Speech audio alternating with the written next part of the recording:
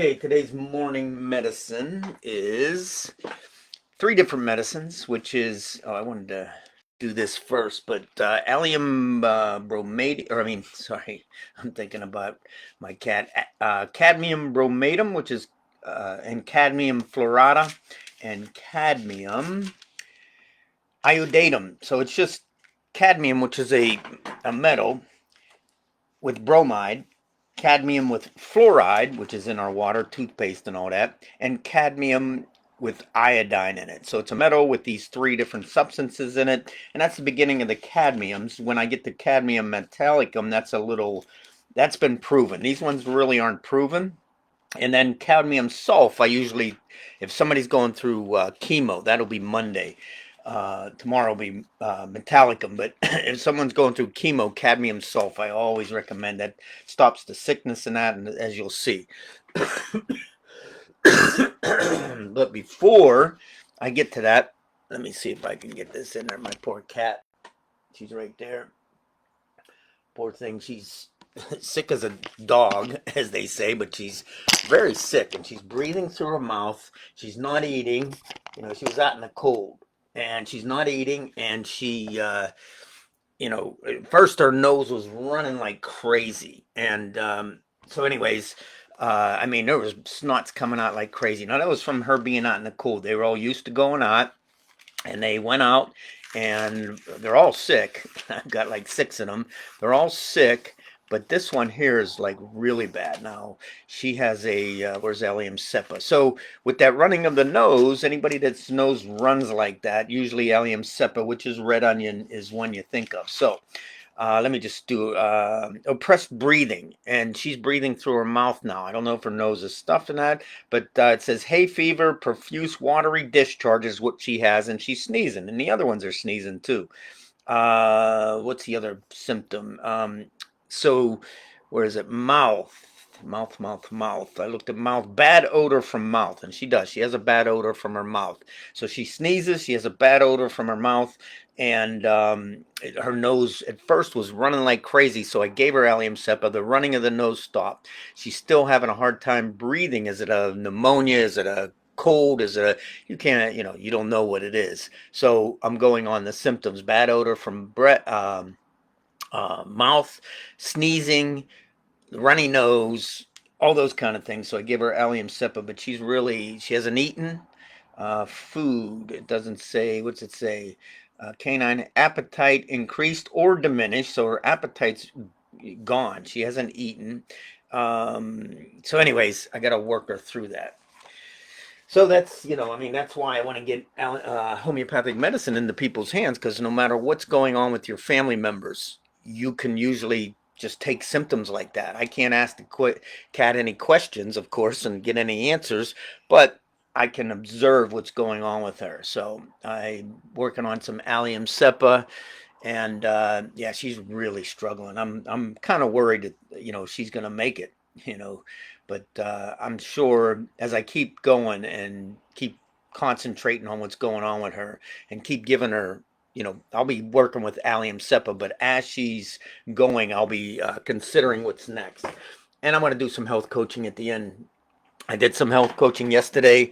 I wanted to do some with eating, and I'm going to do some more today. So, bromatum, cadmium bromatum. Bromatum is burning sensation in the mouth, stomach, gullet, cerebral symptoms threatening stroke. So that's the brain stuff is threatening a stroke.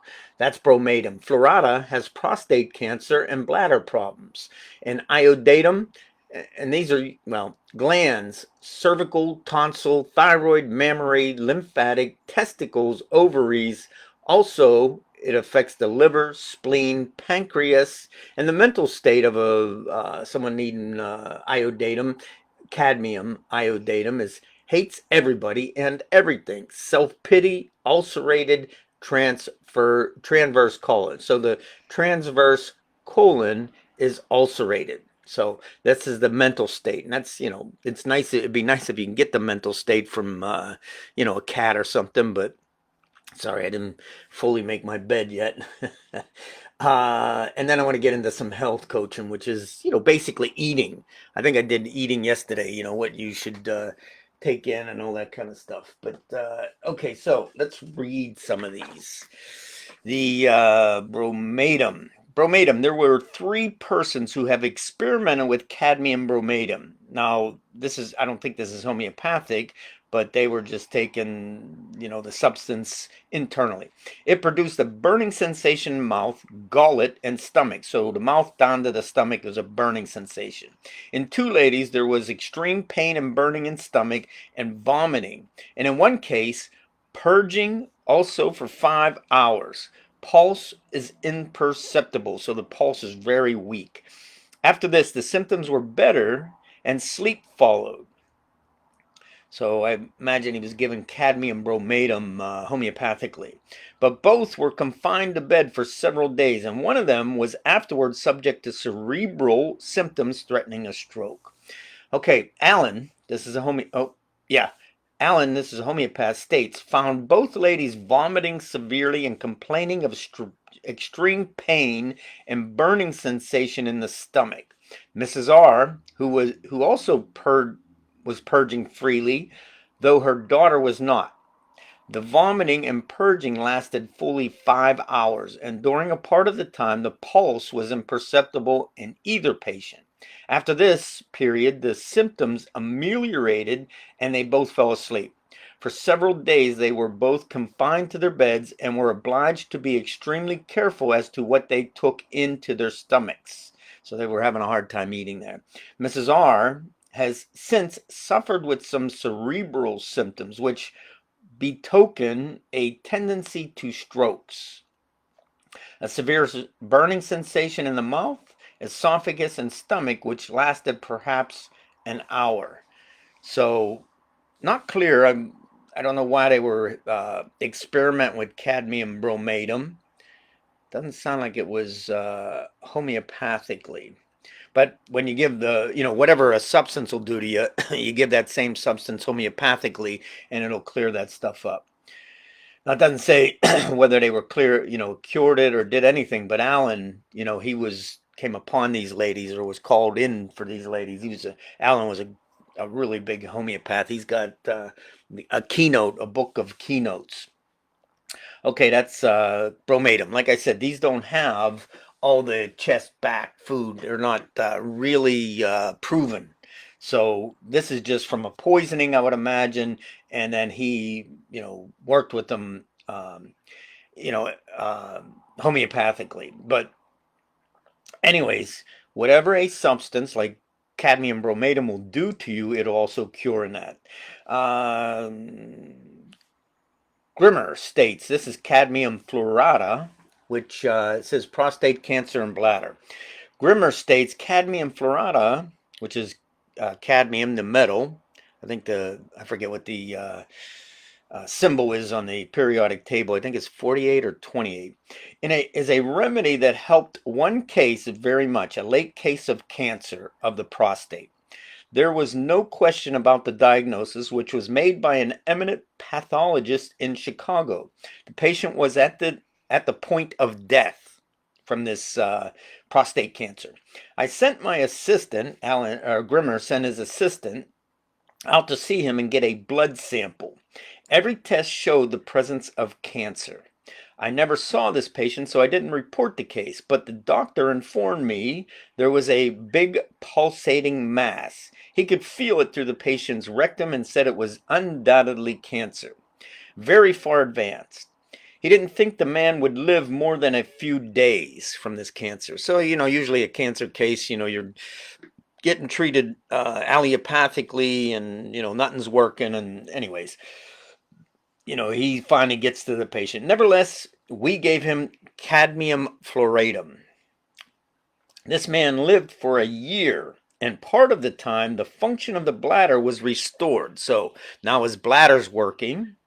He gave up his catheter for quite a while and subsequently used it only occasionally. So he was on a catheter before this, so he was definitely under doctor's care. And the bladder started getting better from the cadmium Flourata, and he he only needed his catheter every so often. So he left us because he was dissatisfied with his progress, which is strange. And a lot of people will think, you're giving these little sugar tablets, it's not really doing nothing, nothing's happening, nothing's helping. I'm feeling a little better, but anyways, it's a whole it happens a lot. It happens a lot, and they're convinced by family members, you got to go to a real doctor, or you got to get real help, because what these little sugar tablets can't really be doing nothing. So he did get help. He lived for at least a year, left, his bladder was working better, gave up the catheter, only used it occasionally. But he says he left us because he was dissatisfied with his progress. He was an old man and has been put in much comfort from the Cadmium Flourata. I lost track of him after a year, but at the end of that year, when they were treating him, he was better in every way. Now, why he didn't continue, like I said, and I've heard of a lot of cases where people are, they're getting better, they're feeling better, their mood's up, they're doing better, but they get convinced that you can't go with these people with these little sugar tablets. You have to go get real medical care. So they give up that care, and then, so he doesn't know what happened to him. So cadmium iodatum, which is cadmium, the metal cadmium with iodine. Grimmer, same doctor, says this remedy is a powerful anti-syphilitic.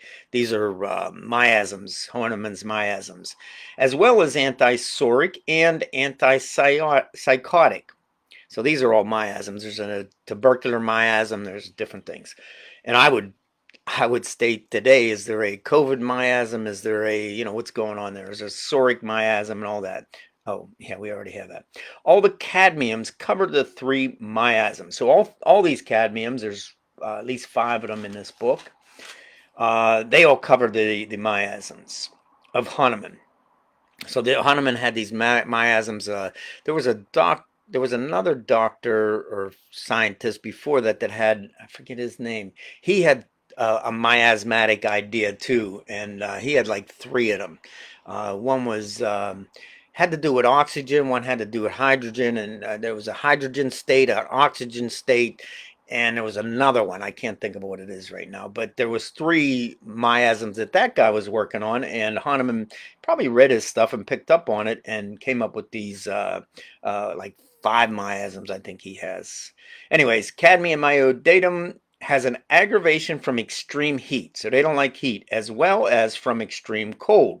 So that's almost sounds like mercury. Mercury, as we know, is from in our thermometers, and it's heat and cold, heat and cold. If it gets cold, the mercury contracts and drops. If it gets hot, it expands, and that's kind of like what my a not only cadmium iodatum but also mercury patient is. They don't like cold or hot. They don't like the extremes.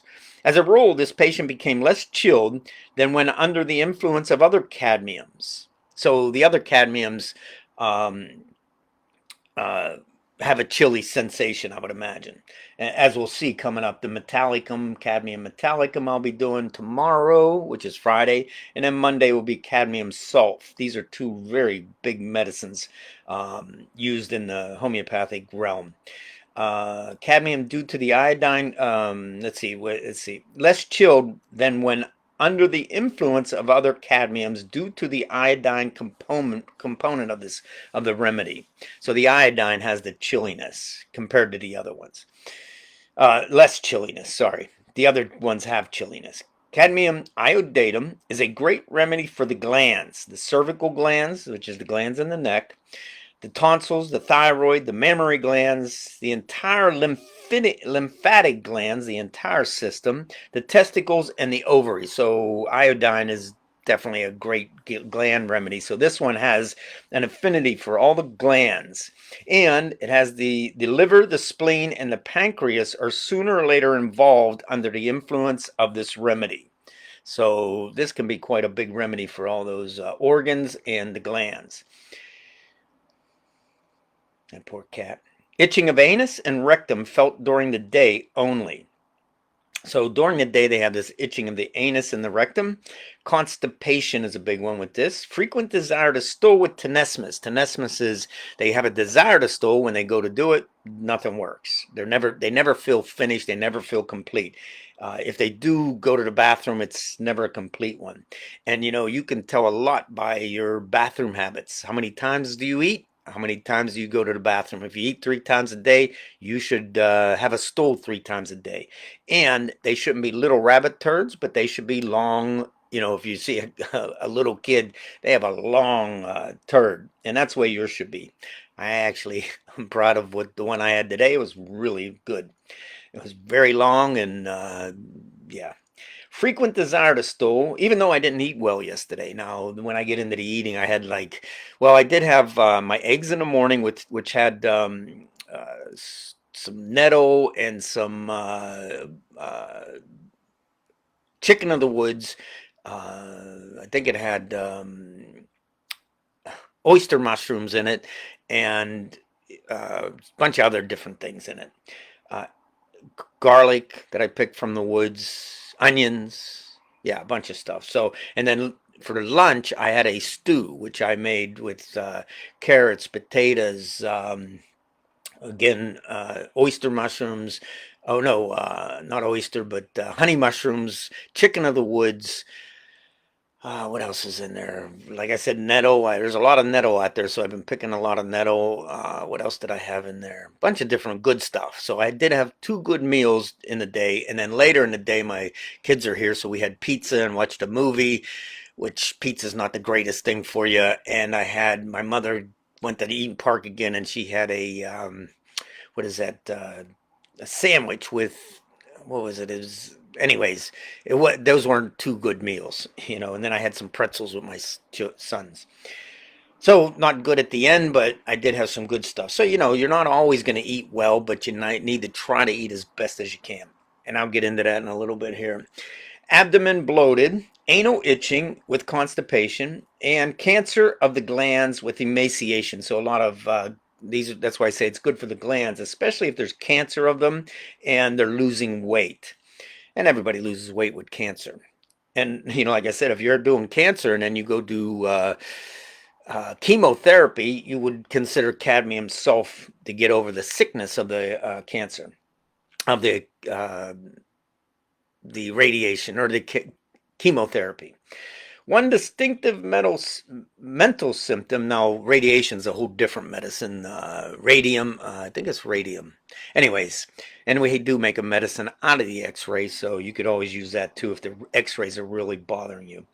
One distinctive mental symptom is hatred. Hates everybody and everything. They're atheistic. Don't know any. Don't have a belief in God. Atheistic and hateful with a high degree of self-pity. As these symptoms, together with an ulceration of the transverse colon, cleared up, so that hatefulness. So a patient under cadmium iodatum lost his hatred, became quite human and kind, and gained greatly in weight. So this was helping his cancer and helping him to gain weight. Um, but the ulceration on the transverse colon cleared up, and their mood of their feeling towards their fellow man cleared up, and they started gaining weight. Okay, so that's that for those 3 medicines. So now, to avoid having all these symptoms and that, you want to get into, and this is where the health coaching. What are you eating? How are you eating? We think what we eat is the most important, but how you eat is also. It should be 20 minutes. You should eat 20 minutes. You should breathe when you eat, take a bite, breathe, put your utensils down, calm yourself. Now, before you eat, usually we're running and we're going and we're in our sympathetic nervous system, which is the fight or flight. You want to start breathing before you eat so that you get calm and you get into your parasympathetic, because when you're in your sympathetic, you do not digest. But once you breathe and you relax and you calm yourself and you realize you want to make your meal a special time, even if you don't have 20 minutes, but you want to try to make it as special as you can so you feel satiated, not like you rushed it down, you gulped it down, you didn't even taste it, and now you run back into your situation. So you breathe, you get into your parasympathetic nervous system, you calm yourself, you take a bite, put your utensils down. Now you want to chew 30 times. So I always say do a chewing test. And when you take a bite, usually it's 1, 2, 3, swallow. When you're chewing, all your saliva glands are putting out, I think it's amylase, I don't know, but it's putting out the stuff that starts breaking down the foods, the carbs and the proteins and that. I don't think it breaks down the proteins, but it breaks down the foods there. So you want to chew like 30 times, get all that, get it down to almost a mush, and then swallow. Now, a lot of times you don't have that time, but chewing 30 times is recommended. You don't want to let yourself get too full. You want to be 80% full and feel satiated. So now, I always say, I don't know if I'll be able to do this, but you want to journal. Journal your eating. If you want to find out what you feel like when you're eating, you want to kind of do a journal of it, and you want to write down what I don't have it here. You want to write down what you eat. You want to write down how long you ate, how you felt after you ate, because a lot of people are like, well, I don't know what foods I'm allergic to, what things I got going on. I don't think I'm going to be able to do this. So you want to figure out, what foods you don't do you well. So after you're done eating, you want to feel like, what's your mood like? And that can be hours after, like you drank coffee, you feel nervous, excited to crazy. You want to write that down. You eat breads, you feel sluggish, you feel this, you feel that, you don't feel well, you might even sneeze. I know sometimes when I eat certain foods with my folks, I start sneezing, and that's basically an allergic reaction. Does your nose run after you eat? Do you um, feel congested? Do you feel, how do you feel? Does your skin feel itchy? Things like that. We need to start realizing how we feel from the foods we eat. And you can start eliminating them and bringing them back in, so that's one way that you figure out what you're allergic to or what's not you good. Because we're all different. We can be a blood type of O, a blood type of, and those blood types and each person will feel different from different foods. It's not like, like they have all these diets, the paleo diet, the Atkins diet, the this diet, that diet, the vegetarian diet. Not everybody does well on all of them. So the real way to do it is to figure out when you eat, do a journal. How do I feel afterwards? How long did I eat? How did I do when I ate? Um, and once you start realizing, oh, wait, this food does not make me feel good. I've been doing caffeine. I've been doing coffee lately. Usually I was doing tea with honey. Now I'm doing coffee. Now, how do I feel? I feel a little nervous, a little anxious. So I'm pretty sure coffee's getting cut out. Plus I don't, the taste of it, you got to add something to it to make it taste. I've added honey in that, but lately I've been adding the coffee creamers, and I tried drinking it straight and it's fine, but yeah, it doesn't make me feel satisfied. So always want to you might want to write down. Now this DBT is diabetical training. Anyways, it's meditation. It's basically that's what the breathing and the calming and all that stuff. That's all that is. And you want to do that a lot in your life. Meditating on how you're feeling and what's going on with you, and calm yourself throughout life so you're not running through life like a tiger's chasing you all the time. You want to be. You want to. People think, oh, I got to sit and go and meditate. No, you can meditate while standing in line. And it's just called, what does he call it? The now. What's that guy's name? The Power of Now is, I got that book up there. I can't see it right now, but the Power of Now, being in the moment, not always thinking of the future. And AA does that too. They talk about, weren't, being upset about your past and being in your future, then you're just peeing on today.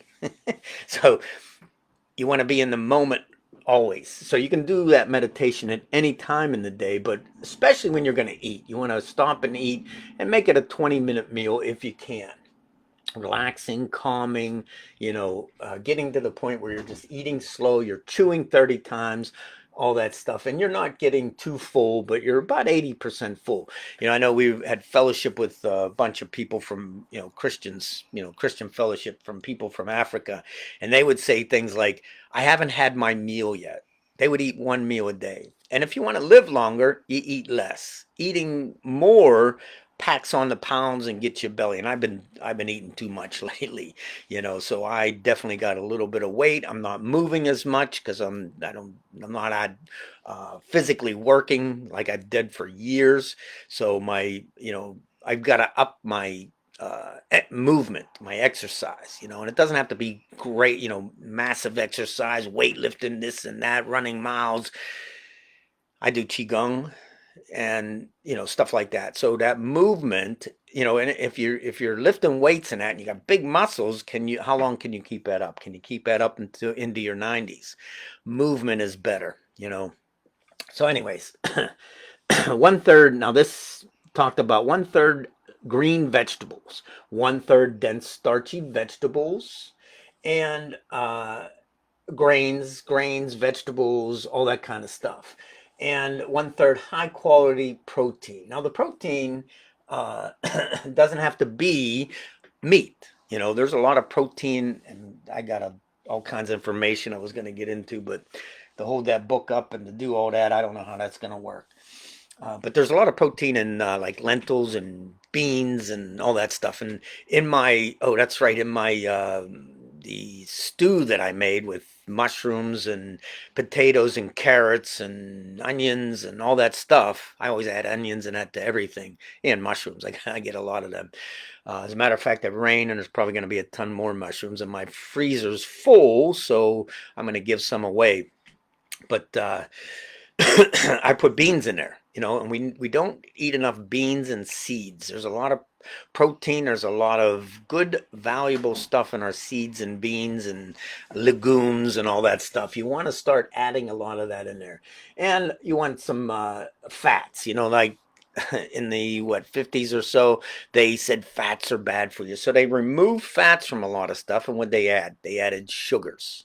So that whole fats are bad for you, certain fats are, but there's a lot of fats, a lot of oils, and like olive oil and different oils that are very good for you, especially flaxseed and all those kind of oils are very good fats for you. Meat, I mean, what is it? Purslane, and I find that growing, and I'll eat that, and that's got the omega 3s in it.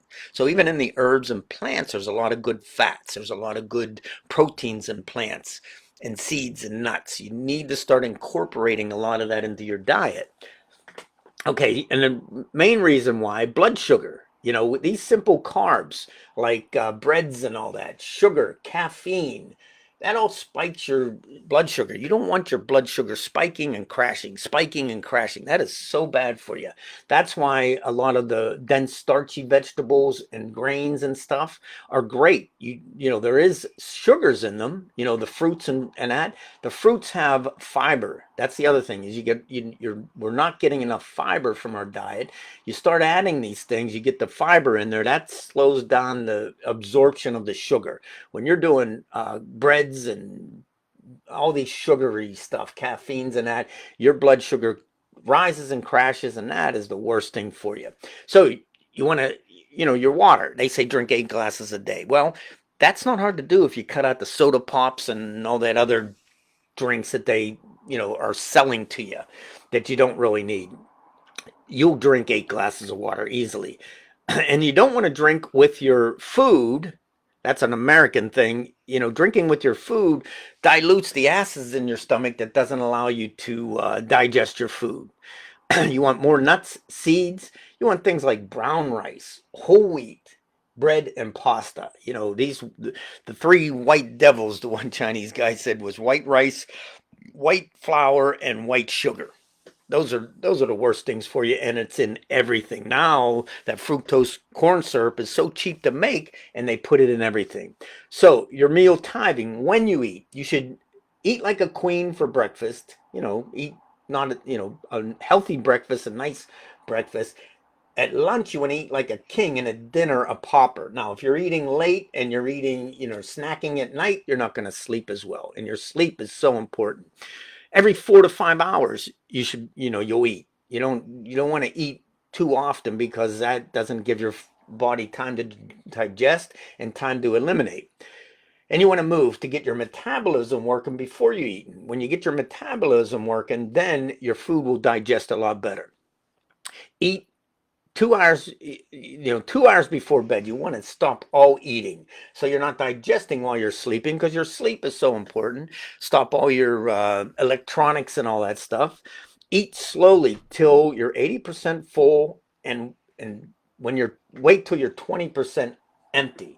Now, if you feel hungry, it's usually you're thirsty. So, drink some liquid, and then you'll feel, oh, okay, I'm okay, and you can go for a few more hours. So, all right, that is morning medicine. Once you do homeopathics and you get your health back, you want to keep your health, and that's through health coaching. Your mental state, your spiritual state, and what you're putting into yourself. So, all right, that is how you eat, how you chew, all those good things is very important in our eating. When you eat, how you eat, and what you eat is also important. So that is morning medicine. You can age, but you don't have to get old.